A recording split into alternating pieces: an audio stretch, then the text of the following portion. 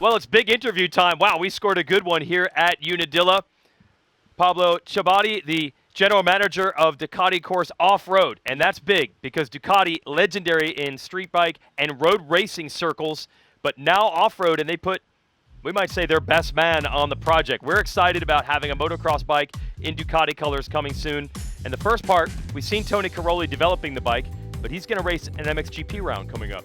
Yes. Next weekend, actually, in Arnhem, in Holland, we will take part in the Dutch Grand Prix of MXGP. It's the first time we do an appearance in the world stage. Obviously, we've been racing the bike mainly with Alessandro Lupino, who is leading the Italian Championship. But the last round, a couple of weeks ago in Italy, Tony came back and he won one of the two motos. So basically, he's still super strong. He's been training a lot, obviously. So can you give us a big picture view of where Ducati is looking to go with this program in the next few years? Well, actually, first of all, it was, after 11 years in MotoGP, quite successfully.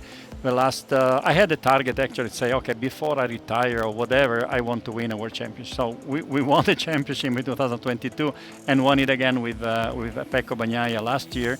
Seeing this opportunity for Ducati to go a little bit outside the comfort zone, because Ducati, as I said, is dominant in racing and is dominant also in the hypersport bike segment. It was something which was interesting for me to say, hey, it's an opportunity to do something new. It's a challenge, yes. It's something where it's not easy to succeed because we have many brands who have been here for many years, super successfully, with more experience than us. But we think on the technical side, we came up with some new ideas on the chassis, new ideas obviously on the engine because it's a Desmo engine, and then having been able to convince Tony Cairoli to join the project.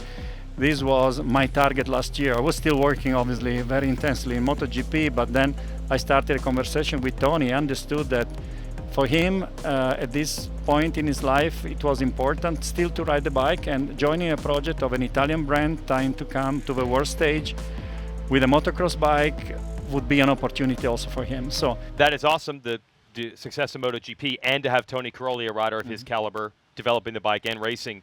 But yeah, there will be a time where the focus is just as much on SMX here and success in America.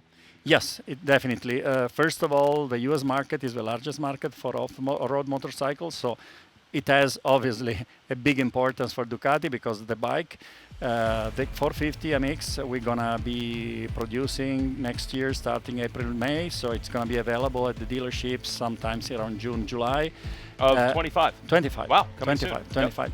But we know that we need a specific structure to develop the bike for the US racing, for Supercross mainly, but also for the outdoor, and we're working on it. Well, this is an exciting time. It's going about 50 years in this game without any new manufacturers jumping in, and now they're coming in almost every year. Triumph, Beta, and now Ducati, which obviously is a huge name in road racing. It's exciting. Thanks for coming to the race. That speaks volumes itself. And good luck to Tony and the crew next weekend. Thank you. Race Day Live coverage begins at 10 a.m. Eastern. That's our hour-long qualifying show brought to you by Motorsport.com. And the racing starts at 1 o'clock Eastern. We'll be live all day on Peacock or the SMX Video Pass outside the United States. And there'll be a re-air Sunday afternoon on USA Network.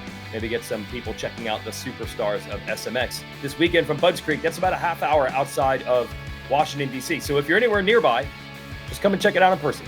Hi folks, Lee Diffie from NBC Sports here. If you truly enjoyed what you just watched, you can get more news, interviews, and highlights by subscribing to the Motorsports on NBC YouTube page. You can get it all, so go for it.